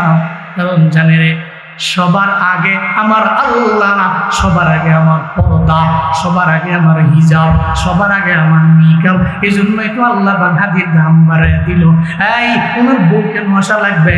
ওনার জন্য কথা বলার মতো লোকের তো অভাব নাই। আজকে জানাজার মধ্যে লাখো লাখো জনতা, এরা কেন আইলো? এই হাদিরা তো কেউ চিনে না, এক সপ্তাহ আগেও তার ব্যাপারে জানতো না, এখন তো মুরব্বীটা ওনার জন্য কান্দে, একটা ছোট্ট বাচ্চাও কান্না করে, একটা মাদ্রাসার হুজুরও কান্না করে, বড় বড় উলামায়ে কেরামেরা ওর ব্যাপারে কান্না করে। এই আমার তো আত্মীয় না, এরপর আমি জানাজায় কেন দৌড়ে গেলাম? অনেকের তো আত্মীয় স্বজন না, তাহলে লাখো লাখো মানুষ জানাজার মধ্যে কেন আইলো? এটা কেন আইসে জানো নেই? কারণ ঘরের মধ্যে যদি এমন বিবি থাকে যেই বিবি জান্নাতি বিবি, ঘরের মধ্যে এমন মা যদি থাকে যেই মা জান্নাতি মা, এই ঘরের থেকে তো অনেক খারাপ লোক আশা করা যায় না। আবার যদি হাদির মতো এমন সাহসী হয় যারা শাহাদাত কামনা করে, এদের জন্যই তো লাখো লাখো মানুষেরা ভিড় জমায়। আমি আমার জীবনেও আমি এত বড় জানাজা নিজে করেই নাই, জানাজার মধ্যে এত লোক আমি দেখি নাই। এত লোকের সমাগম কেন হলো? কারণ জানি, কারণ এটা আসমানি ফয়সালা। আসমানবাসী যার প্রতি রাজি, মানে ফেরেশতারা যার প্রতি রাজি, আল্লাহ যার প্রতি রাজি, দুনিয়ার সব লোকেরা এর প্রতি রাজি হয়ে যায়। আসমানবাসী যার প্রতি রাজি, আল্লাহ যার প্রতি রাজি, ফেরেশতা যার প্রতি রাজি, তো দুনিয়ার সমস্ত লোক তো তার প্রতি রাজি হয়ে যায়। বড় ভাই জানাজা পড়াইছি, তাকবীর দিছি, আল্লাহু আকবার বলছি, আমি দেখি আমার ডানে বামে লোকেরা ফুপায়া ফুপায়া কান্দে। কেন কান্দে? মনে হয় জানাদের বাবাই মারা গেছে, কেমনে কান্দে মনে হয় যেন এদের ছেলে মারা গেছে, কেমনে কান্দে মনে হয় যেন এর সন্তান মারা গেছে। মানুষগুলা ফুপায়া ফুপায়া কান্না করছে। কেন কান্না করে রে? এই মানুষগুলা তো দামি। কেন দামি? রাজজমিনের মধ্যে মরণের ভয় পায় না, বরং মরণের আগে কিছু পুঁজি নেওয়া যায়। বাড়াইয়ের আব্বা যান আম্মা যান, আপনি চাইলে হতে পারেন হাদির বউয়ের মতো। হ্যাঁ আমার বোনেরা, আপনি হতে পারেন হাদির বিবির মতো। আমার যুবক বাবারা, আপনি হতে পারেন উসমান হাদিদের মতো। আপনি তো আগের জামানার কাহিনী আপনার পছন্দ নাও হইতে পারে, যা দেখি না দুই নয়নে, বিশ্বাসও করি না গুরু গুরুর বচনে। আপনি মানতেও পারেন, নাও মানতে পারেন, বর্তমান জামানায় তো মানতে পারেন। এটাই তো আমার আল্লাহ মাঝে মাঝে দেখায়। আল্লাহ যারা খাঁটি বান্দা, এরা মৃত্যুবরণ করার পরে এদের জানাজার মধ্যে প্রমাণ হয় আসমানওয়ালা এদের প্রতি রাজি কি রাজি না। চিল্লা পড়া যাবে কি আল্লাহু আকবার, আরো জোরে আল্লাহু আকবার। এটা তো আল্লাহ দেখায় দেয় আসমানওয়ালা রাজি কি রাজি না, জানা যায় না। ইমাম আহমদ ইবনে হাম্বল রাহিমাহুল্লাহ বলতেন, এই জালেমেরা, দুনিয়াতে আমরা ভালো না তোরা ভালো, আমরা হক না তোরা হক, আমাদের আর তোদের মাঝে পার্থক্যটা দুনিয়াতে মৃত্যুর আগে নাও হইতে পারে, তবে আমাদের পার্থক্যটা তখনই বোঝা যাবে আমার জানা যায় আর তোর জানা যায়। ইমাম আহমদ ইবনে হাম্বল বলতেন, আমাদের আর তাদের মাঝে পার্থক্য হইল জানা যায়। বহু লোক আছে মইরা গেছে, মাত্র লাশটারে কোনো নাম গুছায় মুছে 3-4 জন 5 জন 6 জন মিল্লা কোন রং খালি দাফন করছে। লাশ বেড়া উড়ে লিব যে জুলুম করছে। এই জন্য বীরেরা মরে না, হাজিরা মরে না, এরা চিরজীবন বেঁচে থাকে। এদের জন্য মানুষ কান্দা কান্দা দোয়া করে। পার্থক্যটা এখানে একটা জানা যায়, লক্ষ লক্ষ মানুষ আপনার জন্য কান্দা দোয়া করতেছে, আর আরেকজনের জানা যায় খালি কোনো রকম তার লুকোচুরি করিয়া তারে খালি কবরের মধ্যে ডুবা খালি নাইলে কিন্তু মাইরা মুইরা লিব। মরছে তো মরারে মানুষ কাকে লড়ে কা হেরো মারবো, ডরে ভয়ে কোনো রকম খালি দাফন কর। হ্যাঁ, জীবনটাকে এমনভাবে গঠন করতে পারবো না ইনশাআল্লাহ, পারবো না বাবা ইনশাআল্লাহ। আল্লাহ তৌফিক দান করেন। আপনার মরণের পরে মানুষ কাঁদবে, আপনি বলতে পারেন হুজুর আমার তো সেই সাহস নাই, আমি তো সেই সেলিব্রিটিও না, আমি চাইলেও তার মতো হতে পারবো না। আপনি তার মতো কেন হবেন? আপনার পাড়ার লোকে চিনে না, আপনার গ্রামের লোকের আপনাকে চিনে না, চিনে। আপনার মরণের পরে আপনার পাড়ার লোকেরাই কইতাছে আপনার খাটিয়ারের সামনে রেখা, ছেলেটা ভালো ছিল, লোকটা ভালো ছিল, মহিলাটা ভালো ছিল। এর চাইতে সফল জিন্দেগি এই পৃথিবীতে আর কি হতে পারে? এর চাইতে সফল জিন্দেগি আপনার মৃত্যুর পরে মানুষ বলতেছে এই লোকটা ভালো ছিল, মন থেকে ফিল করছে লোকটা ভালো ছিল, মন থেকে বলছে, মৌখিক নয়। সফল জিন্দেগি আর কি আছে? আর কার এত সফল জিন্দেগি হতে পারে? কার? আমরা দেখান কার সফল জিন্দেগি হতে পারে? আর চাইতে না, কারো নয়। এর মানে সফল জিন্দেগির জন্য আপনি দুনিয়াতে এমন কিছু করে যেতে হবে, আল্লাহ যে মৌত দিলেন পরীক্ষা করার জন্য, আপনি কিছু পুঁজি নিয়ে গেলেন আর জীবনটাকে এমনভাবে গঠন করলেন, আপনি মরলেন, আপনি হাসতেছেন, আপনার জন্য মানুষ চোখের পানি ফেলায় কান্না করছে। কিন্তু এমন জীবন গঠন করেন না আপনার মরণের পরে মানুষ ইন্না লিল্লাহ না পইরা সমানে খালি লিখতেছে আলহামদুলিল্লাহ। এমন জীবনের কোনো দাম নাই, এই জীবনের কোনো দাম নেই। আল্লাহ আমাদের সবাইকে এমন সুন্দর জীবন গঠন করার তৌফিক দান করেন। আরো জোরে পড়েন আমিন। আল্লাহ আমার মা বোনদের ফাতেমা রাদিয়াল্লাহু তাআলা আনহা এমন নারীদের মতো, এই নারীদের মতো, ওসমান হাদির গায়রতওয়ালা বিবির মতো এমন পর্দা করা, পর্দাশীল হওয়া তৌফিক দান করেন। জোরে পড়েন আমিন। অনেকে আমার মা বোনরা রাগ করতে পারে, রাগ করেন না মা, পা ধরি আপনার। পর্দা কইরা বের হইলে আমার এই জুয়ান কুলাডি আপনারা দেখলে টিচিং করবে না কেন? তাও বলি, যারা ইয়াং আছে, একটা মহিলা, একটা মেয়ে বোরকা পইরা হিজাব মেনটেন করে, নিকাব মেনটেন করে রাস্তায় বের হয়েছে, এ যত বড় বখাটেও একটা বারের জন্য এর দিলে নাড়া দিবে না, মেয়েটা বোরকা পরে আছে, তার ডিস্টার্ব না করে, তার মন তারে বাধা দিবে, তার নফস তারে বাধা দিবে। যা, সবার লোকে দুষ্টামি করা যায় না। চলে গেছে। যাওয়ার পথেই রাস্তায় পথির মধ্যে যাওয়ার পথে আরেকটা মেয়ে দেখছে, দেখে যে হের গায়ে যে গেঞ্জি, মাইয়ার গায়ে সেই গেঞ্জি, দেখে যে হ্যাঁ যে প্যান্ট পরে আছে, মাইয়ার পরনো সেই প্যান্ট। এত দেখার পর কয়ে, তুমি আমি সমান, আমারও বউ নাই, তোমারও জামাই নাই। তুমি আমি সমানই তো, সাবা সাবা। হ্যাঁ, সমান সমান মনে কইরা এরপরে দেখবেন ওই মহিলারে মাইয়ার ইফটিজিং করে, কারণ তখন তার নফস তারে বাধা দেয় না। ও তো দেখার পরে মনে করে যে এই নারীকে ইফটিজিং করা যায়, উত্তক্ত করা যায়, কারণ এই নারী ড্রেস আপ বলে দেয় ও কোনো ভালো ঘরের মাইয়া নয়, এটা বলে দেওয়া যায়। কোনো ভালো পরিবারের সন্তান, কোনো ভালো ঘরের মেয়ে জীবনও কোনোদিন পুরুষের ড্রেস আপ করে ঘর থেকে বের হবে না।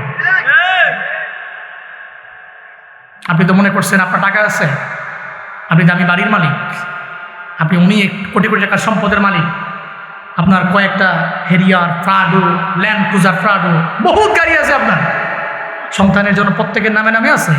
আপনি মনে করতেছেন আপনি সফল? ইম্পসিবল। আপনি নিজেকে সফল বলতে পারেন, আমি না। যদি আপনার ঘরের বউ পর্দা করে না, আপনার ঘরের মাইয়া পর্দা করে না, এরা রাতের বেলা সব বের হয়, কোনো খোঁজখবর নাই, বেপর্দায় চলাফেরা করে, আপনার মতো ব্যর্থ পুরুষ এই পৃথিবীতে সেকেন্ড নাম্বার কেউ নেই। বুঝে না, বুঝে না তো, মা বোনটাও বুঝে না, পর্দা করে না। আর ঈদের আগে তো কোয়া লাভই নেই। সাঁতারখানে যাইয়েন, সাঁতারখানায় আমি তো ওই ছোটোবেলা থেকে বড় হয়েছি ঢাকায়, এখনও ঢাকায়। আমি কুমিল্লা শহর যা চিনি এর চাইতে ডাবল টেবল চিনি ঢাকা হই। কুমিল্লা চিনিই না।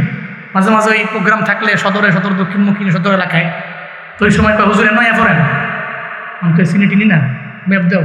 আরে কয় কি হুজুর কুমিল্লা লোক নাম নেই, কোনো চিনি না, না কুমিল্লা বড় হয়েছি না, তো ঢাকায় বড় হয়েছি, চিনি না।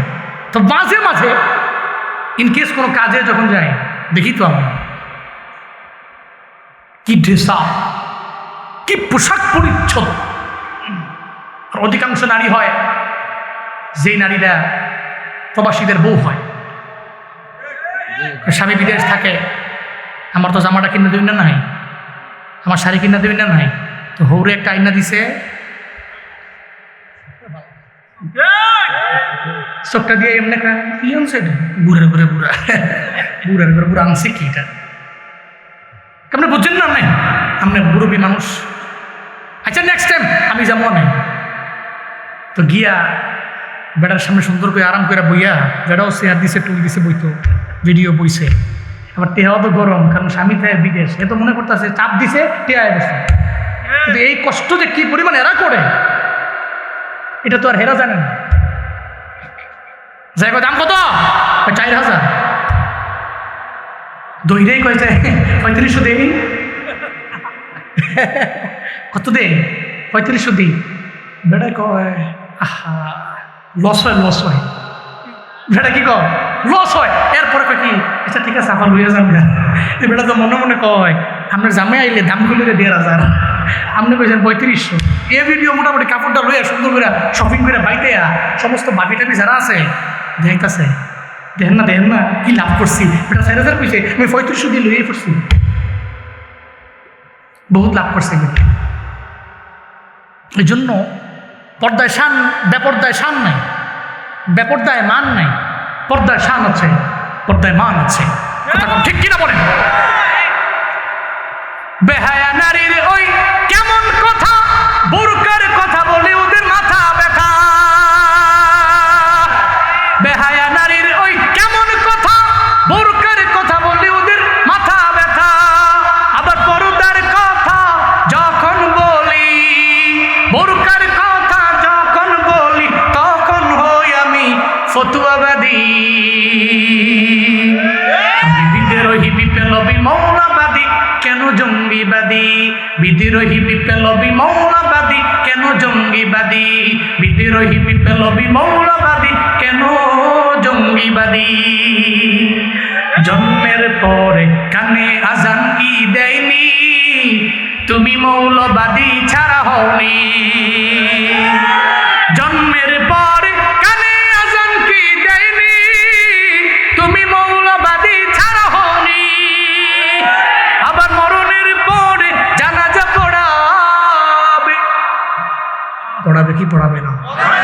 মরণের পরে জানাজা পড়াবে, তখন কোথায় পালিয়ে যাবি? আমি বিদ্রোহী বিপ্লবী মৌলবাদী, কেন জঙ্গিবাদী?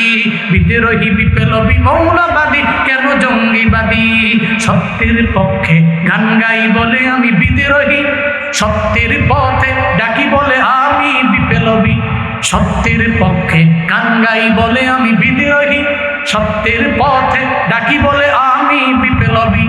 কোরআনের কথা বলে তাই বলে আমাকে মৌলবাদী, জিহাদের কথা বলে তাই বলে আমাকে জঙ্গিবাদী। আমি বিদ্রোহী, আমি বিদ্রোহী বিপ্লবী মৌলবাদী, কেন জঙ্গিবাদী? বিদ্রোহী বিপ্লবী মৌলবাদী, কেন জঙ্গিবাদী? বিদ্রোহী বিপ্লবী মৌলবাদী, কেন জঙ্গিবাদী? হাত উঁচু করে ঠিক কিনা বলেন? আমি পর্দার কথা বললে আমি তো ফতুয়াবাদ। এই হুজুর তো আগের দিনে হুজুর হয়ে গেছে না, আগের দিনে হুজুরের মতো আপডেট না, আপডেট হুজুরই পাল্লা। বেডা আইব বেডি আইব সব মানে ওয়াজ শুনবো, এটা না পাল্লা আপডেট হুজুর আছে না? ইয়াংদের হুজুর, যুবকদের হুজুর, যুবতীদের হুজুর, বহুত হুজুর আছে। এই হুজুরই বললাম, এই হুজুর ভালো না, নষ্ট। আল্লাহ আমাদের নারীদেরকে ভালো করেন, সকলে পড়ে না আমিন।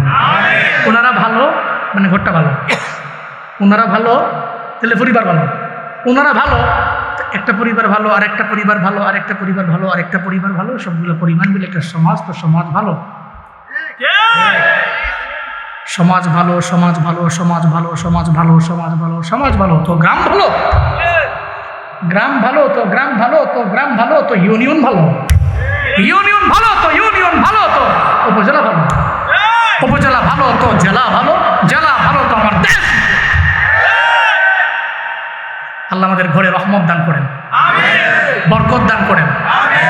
আল্লাহ আমাদের দাম্পত্য জীবন সুখময় করেন। আল্লাহ আমাদের ছেলেগুলোকে মানুষের মতো মানুষ করেন।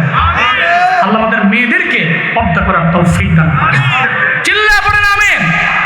আজকের মাহফিল থেকে সূরাতুল মুলকের 2 নম্বর আয়াত থেকে আমাদের শিক্ষা, আল্লাহ পাক জীবন দিয়েছেন, আল্লাহ পাক মরণ দিয়েছেন। আমরা জীবন এবং মরণের এই মাঝখানটাতে আল্লাহ পাক কেন দিয়েছেন? পরীক্ষা করার জন্য, কি আমলের দিক থেকে উত্তম, আমরা আমলের দিক থেকে উত্তম হব, অগ্রগামী হব, আমলের দিক থেকে আগায়া থাকবো। আল্লাহ সূরাতুল মুলকের এই 2 নম্বর আয়াত থেকে শিক্ষা বাড়িতে নিয়ে আমাদেরকে এবং মা বোনদেরকে আমল করার তৌফিক দান করেন। কৌনাইন কা মুখতার খুদা তুমকো বানায়া, কৌনাইন কা মুখতার খুদা তুমকো বানায়া, उम्मत की निगाहबान खुदा तुमको बनाया, उम्मत की निगाहबान खुदा तुमको बनाया। या रब मेरे आँखों में समा जाए मदीना, या रब मेरे आँखों में समा जाए मदीना, मुद्दत से मेरे दिल में तमन्ना है मदीना, मुद्दत से मेरे दिल में तमन्ना है मदीना।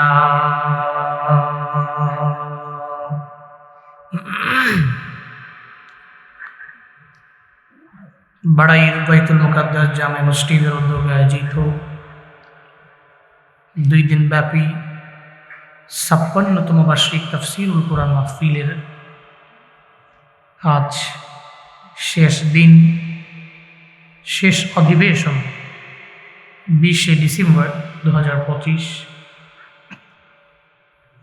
মুতাবাররকি মজলিসের সম্মানিত প্রধান অতিথি, আন্তর্জাতিক খ্যাতি সম্পন্ন মুফাসসির কুরআন, আমাদের কুমিল্লার গর্ব ঐতিহ্যবাহী কুমিল্লা জামিয়া দারুল হুদা কমপ্লেক্সের সম্মানিত প্রতিষ্ঠাতা পরিচালক আলহাজ হযরত মাওলানা মোল্লা নাজিমউদ্দিন সাহিব হাফিজাহুল্লাহ তাআলা ওয়া রাআহ। আজকের মাহফিলে আমার আগেই আপনাদের সামনে কোরআন এবং হাদিস থেকে দারাজ কণ্ঠে আলোচনা করেছেন বিশিষ্ট ইসলামী চিন্তাবিদ আলহাজ হযরত মাওলানা মুফতি সৈয়দ মোহাম্মদ এহসানুল্লাহ আব্বাসী ওয়া সিদ্দিকী হাফিজাহুল্লাহ তাআলা জৈনপুরী।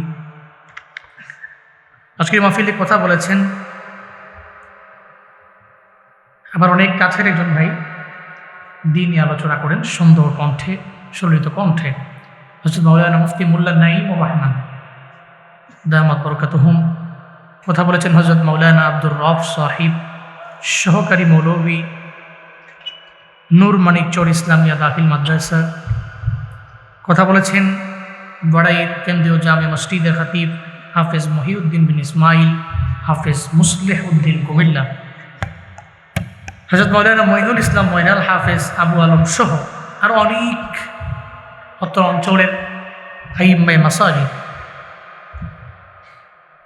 এবং মসজিদের খতিবগণ আজকের মাহফিলে আলোচনা করেছেন। অনেক জ্ঞানী গুণী ব্যক্তিবর্গের আজকের এই মাহফিলে উপস্থিতি আছে। আজকের মাহফিল পরিচালনা করছেন বড়াইল উত্তরপাড়া মসজিদ কমিটির সভাপতি কারি আব্দুল ওয়াহাব সাহেব। গতকালকেও এখানে প্রোগ্রাম হয়েছে, দেশের সুনামধন্য আলোচকবৃন্দ আপনাদেরকে আলোচনা শুনিয়েছেন। আজকেও কোরআন এবং হাদিস থেকে আলোচনা শুনছেন লম্বা সময়। শীতের রাতে 10:30 বাজা মানে তো বহুত রাত, তাই না? ওই 6:45 আজান, 7টায় জামাত। তো এসব তো গ্রামের লোকেরা, এই যে মুরব্বী বাবারা যারা আছে, আগামীকালকে ওনাদেরকে আপনি 11টা-12টা পর্যন্ত কাছি দিয়ে বাইন্দাও বয়ে রাখতে পারতেন না, ঘুমাইলে গো। কারণ এশার নামাজের পরেই বাড়িতে গিয়ে হোম মিনিস্টারকে বলে, খাউন্ডি আমরা গরম করছো না, তাড়াতাড়ি করো, সব ঘুমায় বসে। তো খাবার টাবার গরম করে দিলে মুরব্বী খাইয়া শুয়ে পড়ে। তো ওনার নিয়ত আছে, উনি যে আর্লি ঘুমায়, নিয়ত হইল আমি উইঠা ফজর করবো, এসা বইরা মসজিদ থেকে আইছি আবার ফজর করবো। আর সমাজের ইয়াং যারা আছে এদের জন্য 10:30-11টা এটা মাত্র মাগরিব, মাত্র রায় শুরু হয়েছে। কি কয় হুজুরি, কয় কি আমরা তো 12টা, 12:30, 1টা পর্যন্ত জানজি, আমাদের কাজই খালি ফেসবুক অনলাইনে একটু ঘাটাঘাটি করে। এরপরে 12টার পর থেকে শুরু হয় আমাদের মূল ডাউন। এরপরে শুরু হয় ডাউনলোডকৃত নাটক আর সিনেমার দর্শন। 2-3টা নাটক ডাউনলোড করে রাখছে, দেখে। একটা পর্যায়ে নাটক দেখতে দেখতে মোবাইলটা ঠাস করে তার মুখের মধ্যে পড়ে গেছে, এও ঘুমায় গেছে। নাটকও বাঁচতেছে, এও ঘুমাইতেছে। ফজরের নামাজের সময় আম্মা দরজা দিয়ে কিরে ফজর তো বিয়া টিয়া করাইছি না, মাইয়াকে কথা শোনা যায় কিনে। এ বিটি তো আগের দিনের মানুষ, এ বিটি বুঝছেন না যে নাটক বাজতেছে নতুন নতুন, বুঝছে না, এ বিটি বুঝছে না। দরজার মধ্যে করে না, কি মাইয়াটাই হবে, মাইয়া কি কথা কয়। তো তে মোটামুটি ঘুম থেকে ওইটা চোখটি কষালে আর কয়ে যায়, না মাইয়া না তো, দেখেন না মোবাইলের নাটক, আপনি বুঝছেন না, আমরা তো ওল্ড মডেল, আমরা নিউ মডেল। এই জন্য ইয়াংদের জন্য এই রাত কিছু না, কিন্তু আমার মুরব্বী আব্বাদের জন্য এই রাত বহু রাত। এই যে এই রাতে আরামের ঘুমটারে অবৈধ বানায় নিজের জন্য কিছু দিনই আলোচনা শুনতে আইছেন। শুরুতেই আমাকে একটু বলবেন, সুন্দর এই মাহফিলটি পেয়ে আপনারা খুশি না বেজার? এবছর এই মাহফিলটা নতুন নয়, এটা খুব পুরাতন মাহফিল, 56তম বার্ষিক মাহফিল। দ্যাট মিনস 55 বার গত হয়েছে। এই মাহফিলের প্রথম বার্ষিক মাহফিলে যারা ছিল অধিকাংশ লোক এই মাহফিল এখন নাই, কবরে সাহিত্য আছে, এরকম নাই, বহু আছে। সো এমন একটা মাহফিলে, আজিম উশান মাহফিলে আসতে পেরে খুশিও হয়েছেন, এটা দোয়াও করেন। আজকের মাহফিলের আয়োজন করতে যে ব্যাকগ্রাউন্ডে যাদের দান রয়েছে, পরামর্শ রয়েছে, বুদ্ধি রয়েছে, আল্লাহ প্রত্যেককে দুনিয়া এবং আখিরাত উভয় জগতে কল্যাণকামীদের অন্তর্ভুক্ত বানিয়ে দেন। সকলেই পড়েন আমিন। আমরা শুরুতে একটু আল্লাহকে রাজি করি যে আল্লাহ তৌফিক দাতা। চিল্লা একবার করে পড়ি আলহামদুলিল্লাহ। আমার সাথে পড়ুন রব্বানা লাকাল হামদ হামদান কাসীরান তাইয়িবান মুবারাকান ফি ইয়া রাব্বি লাকাল হামদু কামা ইয়ানবাগি লিজালালি ওয়াজহিকা ওয়া আযীমি সুলতানিক লাকাল হামদু বিল ঈমান লাকাল হামদু বিল ইসলাম লাকাল হামদু বিল কুরআন। প্রশংসা করলাম কার? রবের প্রশংসায় লাভ না লস? লাভটা কয় বছরের? হ্যাঁ, দুনিয়াতেও লাভ, আখিরাতেও লাভ। সুবহানাল্লাহ পড়বেন না? জিন্দেগিতে তো দুনিয়ার মানুষের গুণগান বহুত গাইলাম। আমরা নেতার গুণকীর্তন যেই পরিমাণ করি, এই গুণকীর্তনের মাত্রা যদি আমরা একটু বাড়াইয়া দিয়া আল্লাহর করতাম, তাহলে মনে হয় সবাই আমরা রবের অলি হয়ে যাই। কিন্তু আমরা করি না। আমরা মানুষের গুণগান খুব বেশি করতে পারি। মাত্রাটা বাড়াইয়া রবের গুণকীর্তন করেন, লাভটা দুনিয়াতেও হবে, লাভটা আখেরাতেও হবে। দুনিয়া এবং আখেরাতে কল্যাণ সাধন করার লক্ষ্যে রবের গুণকীর্তন করার তৌফিক আল্লাহ সব ভাইকে দান করেন। ফাঁকা ফাঁকা জায়গায় যারাই আছেন উঠতেন না, উঠলে আমি ডাক দিয়ালাম, পরে আপনি মুসিবত করে যাবেন না, মুশকিল, রাগ হয়ে গেলে ঝামেলা। যারাই আছেন মনে করেন যে বিপদে ভরে গেছেন, কেন দুবার দিয়েই যাওয়া লাগবে। ইনশাআল্লাহ উঠতেন না একজন, ক্লান্ত বডি। গত রাতে কুমিল্লায় প্রোগ্রাম করে আমি বাড়িতে ঘুমাইলাম, পরে মনটা মানায় না। হাদির জানাজায় লক্ষ লক্ষ মানুষ হবে, আমি গুনাহগার যদি একটু শরীর পেতে পারি। গেছিগা ঢাকায়, জ্যাম পেয়েছি, যাওয়ার সময় যাই ফজরের পর হয়ে গেছে। 2-3 ঘন্টা ঘুমাইয়া মনে করছি জ্যামে মনে অবস্থা খারাপ হয়ে যাবে। আসলেও তাই, গাড়ি দেখছি এক জায়গায় 3 কিলোমিটার হাইটা জানা যাইছে। পরে জানাজা পড়ায় টরে পইরা টইরা পরে আইলাম। একটা প্রোগ্রাম ছিল গরিপুরের ভিতরে, শেষ করে পরে আপনার এলাম। আমি অনেক ক্লান্ত, আপনাদের চাইতেও অফকোর্স আমি ক্লান্ত। সো আমি লম্বা সময় কথা বলবো না, ডিস্টার্ব করবো না বেশি আপনাদের। যতটুকু বলবো, না কম না বেশি, আমরা আমলের নিয়তে বলবো, শুনবো, দোয়া দিয়ে বাড়ি যাব ইনশাআল্লাহ। আল্লাহ তৌফিক দান করেন। সকলে পড়েন আমিন। আমি খুতবায় সূরাতুল মুলকের 2 নম্বর আয়াতে কারিমা তিলাওয়াত করেছি। কোন সূরা? রাজত্বের সূরা। রাজত্বের সূরা আল মুলক, দ্যাট মিনস হচ্ছে রাজত্ব। আর এই সূরা হচ্ছে সূরাতুল মুলক, রাজত্বের সূরা। এই সূরার ফায়দা আছে অনেক, কারণ এই শুরুতেই আল্লাহ পাক প্রথম আয়াতেই বলেছেন ওনার বড়ত্ব সম্পর্কে। তাবারাকাল্লাযী বিয়াদিহিল মুলক ওয়া হুয়া আলা কুল্লি শাইইন কাদির। শুরুতেই একবার পড়েন আল্লাহু আকবার। বরকতময় তো উনি, সেই রব যার হাতে, যার কুদরতি হাতেই রয়েছে রাজত্ব। এমন বরকতময় রব, পুরো মুলকটা যার কুদরতি হাতে, যার ইশারা চলে। ওয়া হুয়া আলা কুল্লি শাইইন কাদির, উনি সব বিষয়ের উপরেই ক্ষমতাবান। যেহেতু তিনি মুলকের মালিক, সেই তো সূরার নাম রাখছে সূরাতুল মুলক, মুলকের সূরা, রাজত্বের সূরা। এই সূরার দ্বিতীয় আয়াতে আল্লাহ পাক কি বলছেন?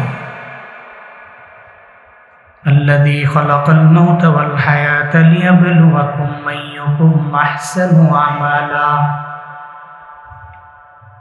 ওয়া হুয়াল আজিজুল গফুর।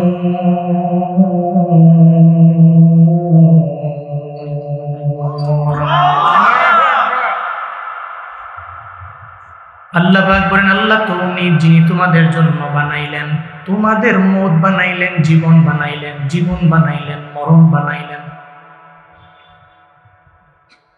আল্লাহ বলেন, জীবন বানাইলাম আমি, মরণ বানাইলাম আমি আল্লাহ। কেন বানাইলাম? আল্লাহ তো জীবন দিলে পারতেন, আল্লাহ মরণ তো না দিলেও পারতেন বান্দারে। ডাইরেক্ট তো হাসরের ময়দানে বান্দা রবের দরবারে যাইতে পারত। আল্লাহ পাক মরণ কেন দিলেন? এই দুনিয়ায় কেন আল্লাহ পাক থাকতে দিলেন না? এই দুনিয়াতে আল্লাহ মায়া করে বানাইয়া কেন রবের দরবারে আবার নিয়ে যাবেন?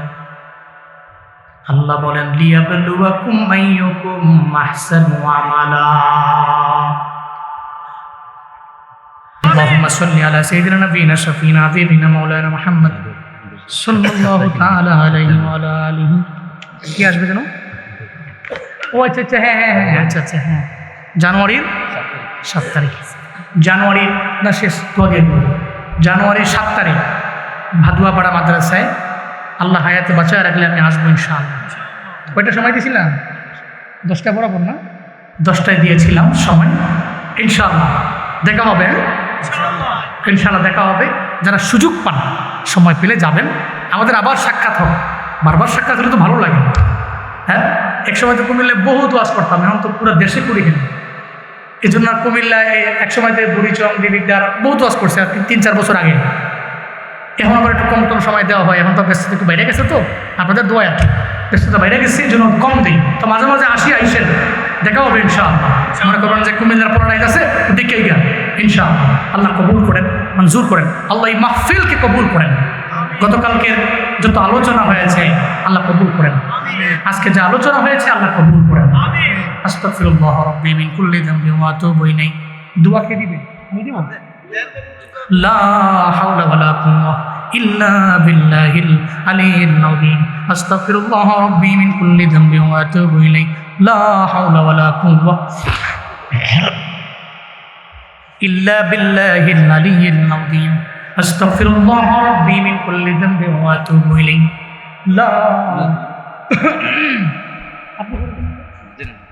لا حول ولا قوة إلا بالله العلي العظيم. الحمد لله رب العالمين.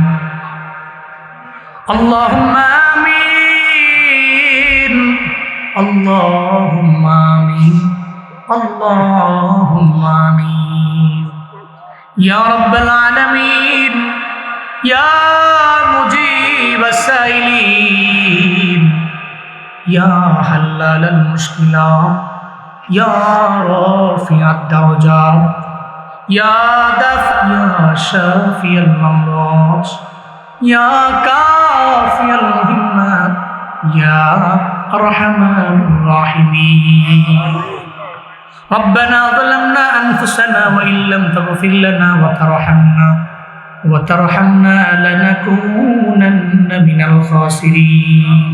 ربنا آتنا في الدنيا حسنة وفي الآخرة حسنة وقنا عذاب النار. رب ارحمهما كما ربياني صغيرا. رب ارحمهما كما ربياني صغيرا. আয় রব্বে কারীম, ছোটবেলায় মা বাবা কত কষ্ট করে আমাদের বড় বানাইলো, লালন পালন করলো। যেই মা নিজে না খাওয়াইলো, রব্বে কারীম, যেই বাবা নতুন লুঙ্গি না পরে আমাদের পরাইলো, যেই বাবা নিজের জন্য নতুন একটা টুপি না কিনা দিল, যেই বাবা নিজের জন্য একটা পাঞ্জাবি না বানা দিছে, যেই বাবা বুড়িচং বাজার থেকে নিমসার থেকে পূজা করে আইনা খাওয়াইছে। হায় রব্বে কারীম, বাবা ওই মা যার দুনিয়ায় নাই, মা বাবা যার নাই, মা বাবার কবর জান্নাত বানায় দাও আল্লাহ। এই ঠান্ডার মধ্যে কত আরামের বিছানা আমরা ঘুমাই রে মাওলা। আয় আল্লাহ, সন্তানেরা বিদেশ থেকে বড় দামি ব্ল্যাঙ্কেট নিয়ে আসে, কম্বল নিয়ে আসে, কত কম্বল গায়ে দেয়। কম্বল গায়ে দিলে সন্তানটা মুরব্বিটা চোখের পানি ফেলায় কান্দে। হায় রে, আমার মায় কবরের মধ্যে মারে নাই খাইছি, কম্বল তো মারে দিয়াই নেই। আমার বাবারে রেখাইছি, বাবারে তো কোনো কম্বল দিয়ে আইলাম না। মাটির ঘর, মাটির কবর, কেমনে বাবা আছে, কেমনে মা আছে। রব্বে কারীম, সন্তান হয়া তোমার দরবারে আবদার জানাই রে আল্লাহ। আয় আল্লাহ, মা বাবার কবরের মধ্যে তুমি জান্নাতি কম্বলের ব্যবস্থা করে দাও। আয় রব্বে কারীম, যাদের আব্বা আম্মা বেঁচে আছেন, মা বাবার হায়াতে বরকত বাড়ায় দাও। মা বাবার দোয়া নিয়ে চলার তৌফিক দান করে দাও আল্লাহ। মা বাবার খেদমত করার তৌফিক দান করো আল্লাহ। আয় আল্লাহ, আজকের এই মাহফিল তুমি কবুল করে নাও। আয় আল্লাহ, 56তম বার্ষিক মাহফিল, আয় রব্বে কারীম, আয় আল্লাহ 55 বার গত হয়েছে, এবার 56 শেষ হয়ে যাবে, 57 আবার হবে। আয় রব্বে কারীম আমাদের আল্লাহ, এই 56টা মাহফিল তুমি কবুল করে নাও। আয় আল্লাহ, এই 56টা মাহফিলের বক্তা শ্রোতারে কবুল করে নাও। এই 56টা মাহফিল কমিটি কবুল করে নাও। এই 56টা মাহফিলে যারা দান করলো, টাকা দিয়া, পয়সা দিয়া, বুদ্ধি দিয়া, পরামর্শ দিয়া, যে লাইনে সাহায্য করলো, প্রত্যেকের দানগুলো তুমি কবুল করে নাও। প্রত্যেকের তোমার হাতে দিয়ে দিলাম জান্নাত। যারা দুনিয়ায় নাই, কবর জান্নাত বানিয়ে দেন। যারা দুনিয়ায় বেঁচে আছে, হায়াতের মধ্যে বরকত বাড়ায় দাও। উদয়ের মালিক উসমান হাদির কবর জান্নাত বানায় দাও। আয় আল্লাহ, তারে তুমি শাহাদাতের মর্যাদা দিও। আয় আল্লাহ, তার সন্তানটার জন্য বড় মায়া লাগে। সন্তানটা মাত্র 8 মাসের বাচ্চা, তার বাবা দুনিয়া থেকে বিদায় নিয়ে চলে গেছে, ও জানে না। বড় হইলে চোখের পানি ফেলায় ফেলায় কান্না করবে, বাবার জন্য কান্না। উদয়ের মালিক, সন্তানটারে তুমি মানুষের মতো মানুষ করে গড়ে তুলি। আয় আল্লাহ, বাবা গেছে যেই পথে, ওই পথের প্রতীক বানাইও। আয় আল্লাহ, তার বিবি, তার মা, তার ভাইদের তোমার হাতে দিয়ে দিলাম। ধৈর্য ধারণ করার তৌফিক দান করো। আয় আল্লাহ, সুখ সন্তপ্ত পরিবার, আয় রব্বে কারীম, আয় আল্লাহ, এদের চোখের মধ্যে ঘুম নাই। আয় আল্লাহ, এরা এখন খাবার খেতে পারবে না। আয় রব্বে কারীম, আমার মাওলা, এদের তোমার হাতে দিয়ে দিলাম। সবরে জামিল করার তৌফিক দাও। প্রত্যেকের সবির বানায় দাও। আয় আল্লাহ, যারা মানুষের মাইরা ফেলে, হত্যা করার জন্য প্ল্যান সাজায়, আয় রব্বে কারীম, তুমি দুনিয়াতে শাস্তি দিও। দুনিয়ার লোকেরা যদি বিচারের ক্ষেত্রে ডান বাম করে ফেলে রে মাওলা, তোমার কাছে তো বিচার দিলাম, তোমার দরবারে বিচার দিলাম। আয় আল্লাহ, হাদির হত্যাকারী যারা, হাসরের ময়দানে কোটি কোটি হাসরের ময়দানে উম্মতের সামনে দুনিয়াদের বিচার করি রে মাওলা। আয় রব্বে কারীম, আয় আল্লাহ, এই এলাকার মাটির নিচে কবরের আযাব মাফ করে দাও। এই এলাকার মাটির উপরে গজব দিও না।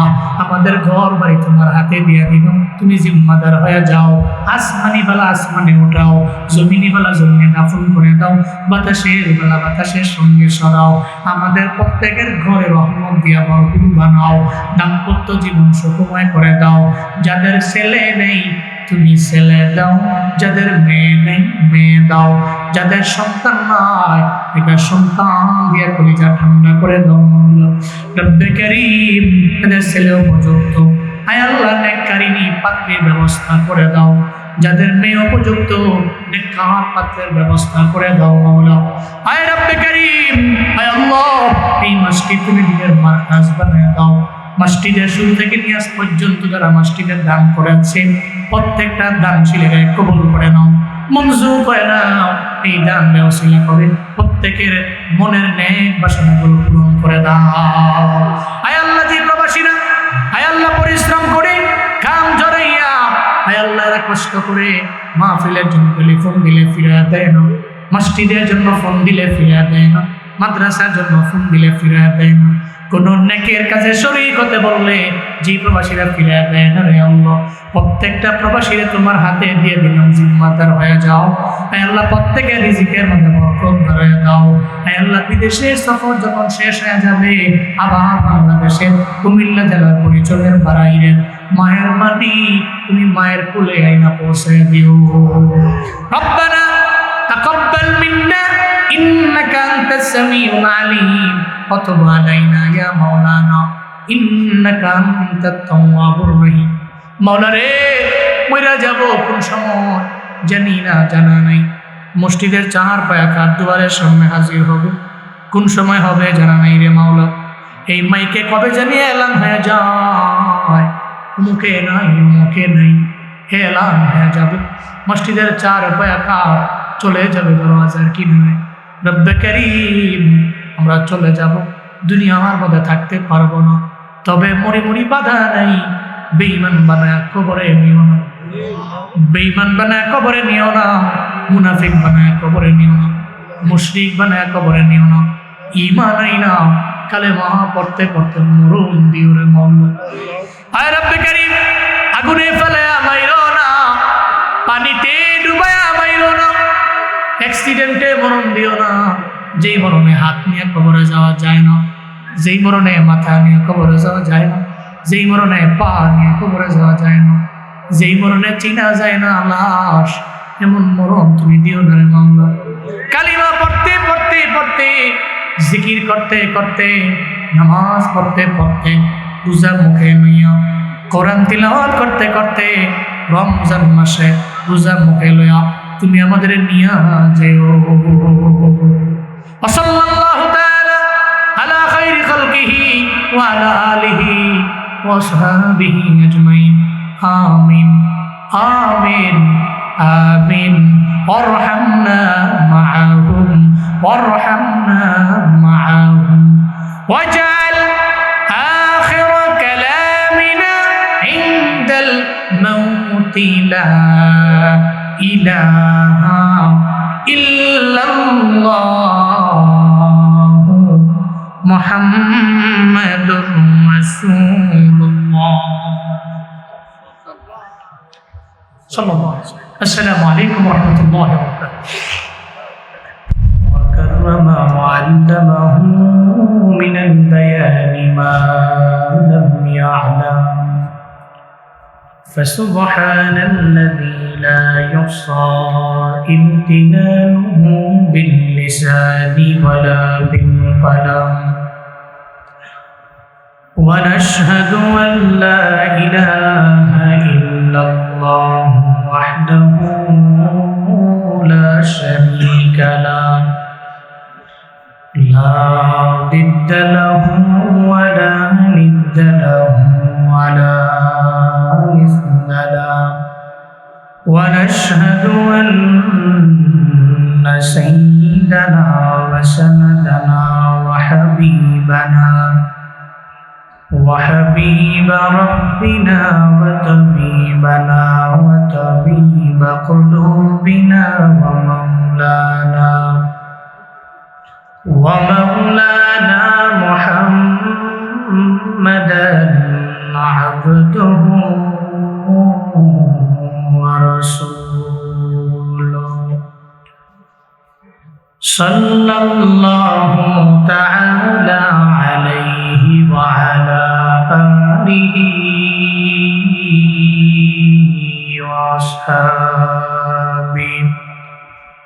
وأصحابه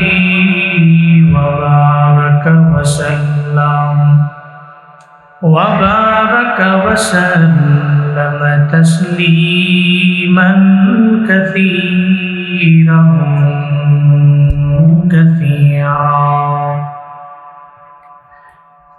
الذي أرسله الله تعالى بالحق بشيرا وسلم تسليما.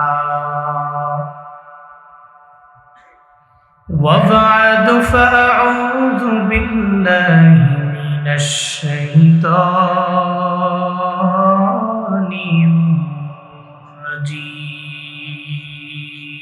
الرجيم.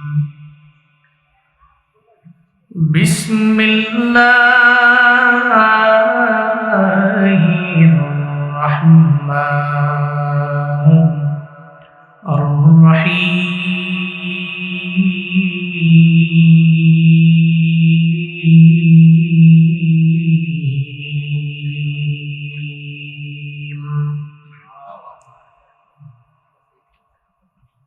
الذي خلق الموت والحياة ليبلوكم أيكم أحسن عملا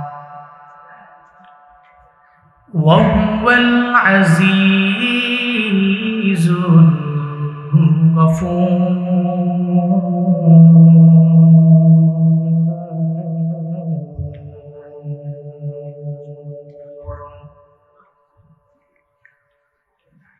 صدق الله مولانا العظيم وصدق رسوله النبي الكريم ونحن على ذلك لمن الشاهدين والشاكرين والذاكرين والحمد لله رب العالمين.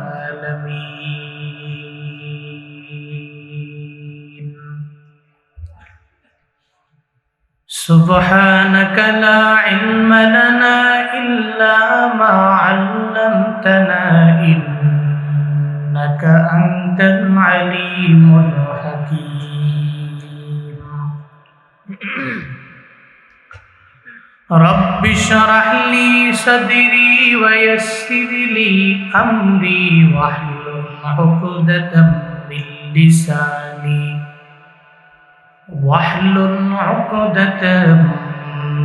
من لساني يفقه قولي.